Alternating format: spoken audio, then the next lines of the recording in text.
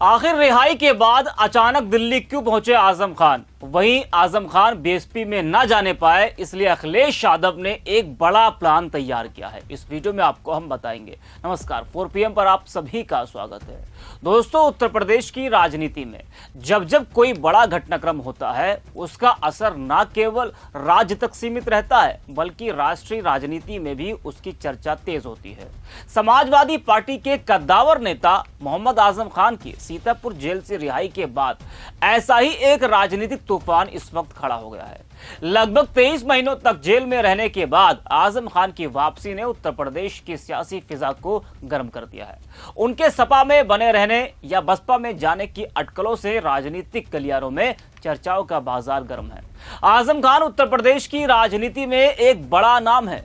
वे न केवल सपा के संस्थापक सदस्यों में से एक रहे हैं, बल्कि अल्पसंख्यक समुदाय के बीच उनकी गहरी पकड़ भी रही है। रामपुर को उन्होंने अपनी सियासी जमीन बनाया और वहां का हर चुनाव उनके इर्द गिर्द घूमता रहा।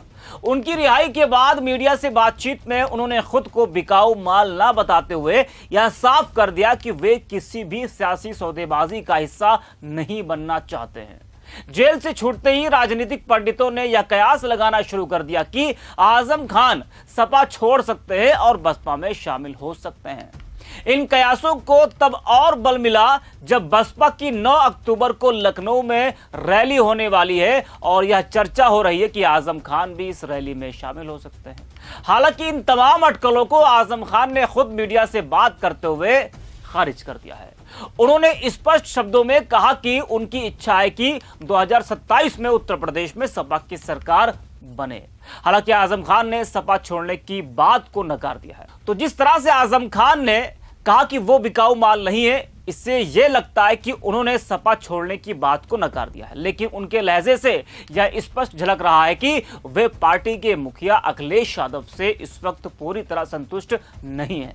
जब पत्रकारों ने उनसे पूछा कि अखिलेश यादव ने कहा कि सपा की सरकार बनते ही आजम खान के ऊपर लगे सभी फर्जी मुकदमे हटाए जाएंगे, तो आजम खान ने तंज भरे लहजे में कहा, वो बड़ी पार्टी के नेता है, हम तो छोटे लोग हैं।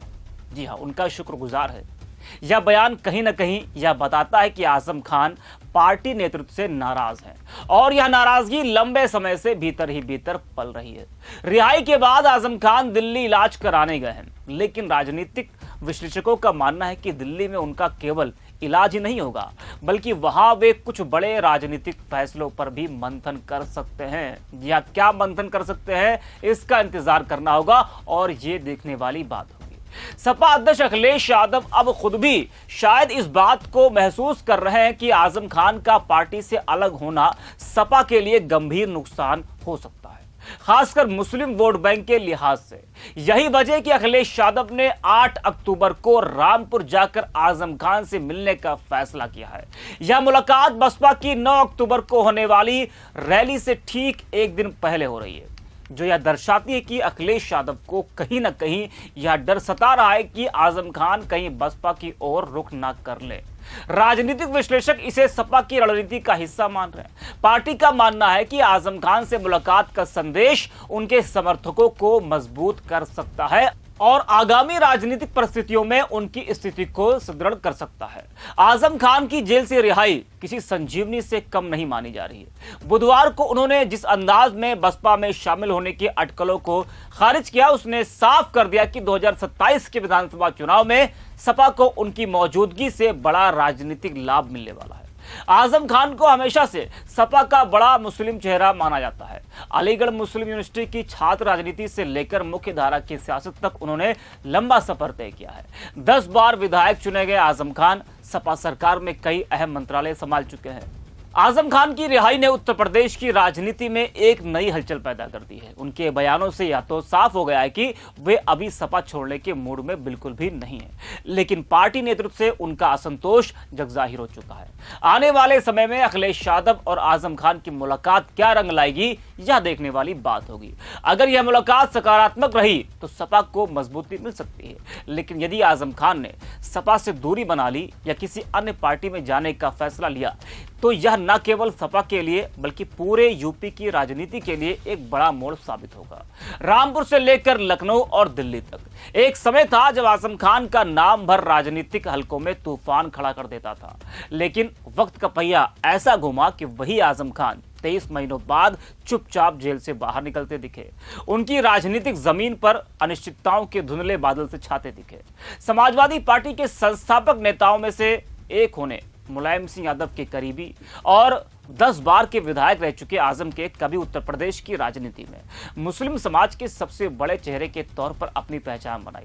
केवल रामपुर ही नहीं, मैंने पहले भी कहा कि पूरे पश्चिमी उत्तर प्रदेश में उनका रसूख ऐसा था कि बिना उनकी मंजूरी के किसी अफसर की पोस्टिंग से लेकर चुनाव में टिकट तक नहीं बढ़ सकता था।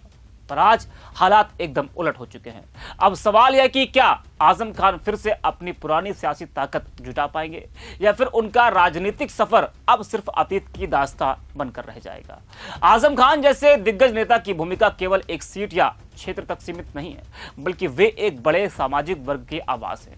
उनके हर फैसले का असर व्यापक होता है, इसलिए आने वाले दिनों में उनकी राजनीतिक गतिविधियों पर सबकी निगाहें टिकी रहेंगी।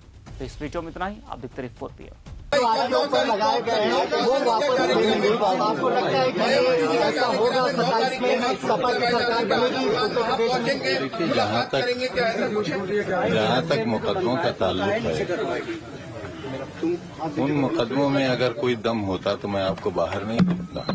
अपने फॉलोअर्स के लिए क्या एक सेकंड सुनो। छोटी अदालत से लेकर सुप्रीम कोर्ट तक मुझे इंसाफ मिलने की उम्मीद है।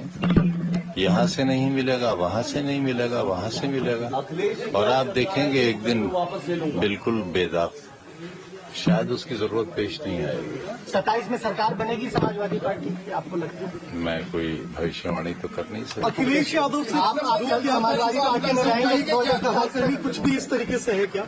नहीं, मेरी सारी नेक ख्वाहिशात उनके साथ हैं। बिल्कुल नेताजी की औलाद हैं, हमें उतने ही अजीज हैं जितने नेताजी को होंगे, उतनी ही हम उनसे मोहब्बत करते हैं, उनका भला चाहते हैं, उनकी सरकार चाहते हैं।